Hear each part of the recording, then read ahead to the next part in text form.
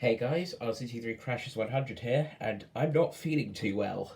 Yes, you see, at the end of last week, actually at the start of this week, effectively at the time of this recording, I had returned to work after having to isolate because I got the Omicron variant, which wasn't fun, just a very bad cold, but I managed to kind of shift it in the 11 days of isolation I had.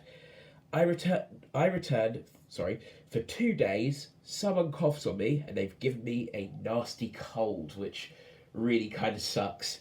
But I do have something to show you guys, and as the title indicates, this is something quite special, although it also gives me a chance to demonstrate an example of when NGC grading goes wrong, quote unquote.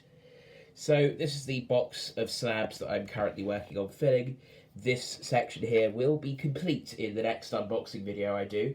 I won't give any spoilers, but I have got some rather interesting stuff coming from Atmex, which will be the possibly the last one for a while, because my temp contract at the company I got a job at has come to an end. It was only for the Christmas season, but that's beside the point, enough exposition.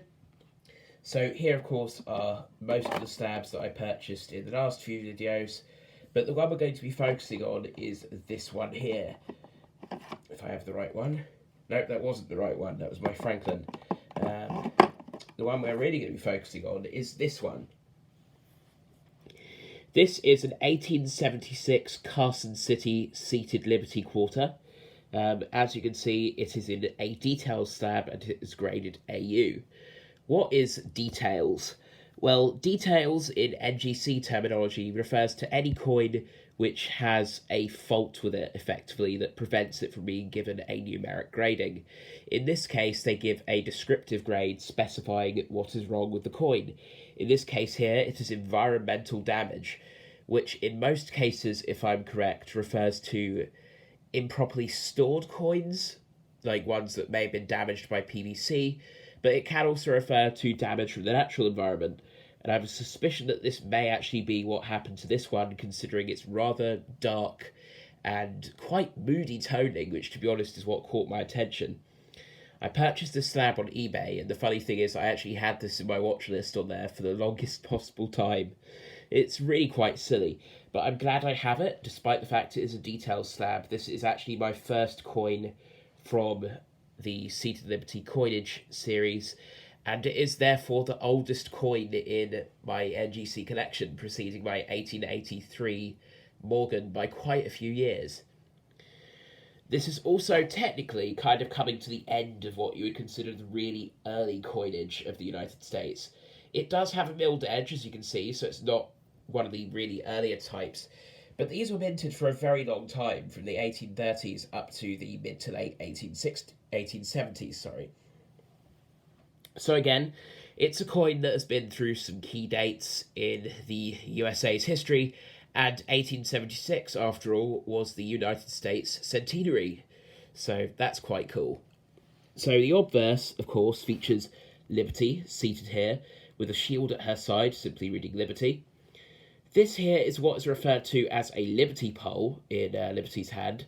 The item at the front, at the top, which for the longest time I thought was a flag, is actually a Frisian cap, which is quite a neat touch. This design, as opposed to sort of the more Art Deco designs that you see in the early 1900s with the Walking Liberty and the Mercury dime, is more sort of on the neoclassical side of architecture and art design, which supposedly remained popular in the States for quite some time after it had gone out of vogue in Europe. And on the reverse, we have an eagle holding an olive branch and arrows, which, if I recall correctly, they added more arrows depending on the weight of the coin, if I'm correct. $quarter here is abbreviated, which was a common tendency among most of the earlier series of coins. It wasn't, I believe, until the Barber series where they kind of wrote it out in full. We have the Carson City mint mark just there in the middle. We have "In God We Trust" written in this ribbon here above the eagle. And again, United States of America. So that's sort of a quick tour of the coin to finish it off. And yeah, that's more or less, as you can see from my shaking hand here, I'm really not in a good way. But yeah, as you can see here from the way we've done, that's more or less it for now. I don't know if I'm going to be buying more detailed slabs, but yeah, this was quite an inexpensive way to get hold of a seated Liberty Quarter. And as much as it obviously has defects, I quite like that I was able to get a graded one because it's still in quite nice shape, being in AU or almost uncirculated condition. So with that being said, that's more or less where I can end the video.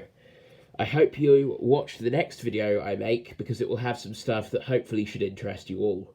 With that being said, I'm RCT3 Crashes 100 and I'll see you all in the next video. Over and out.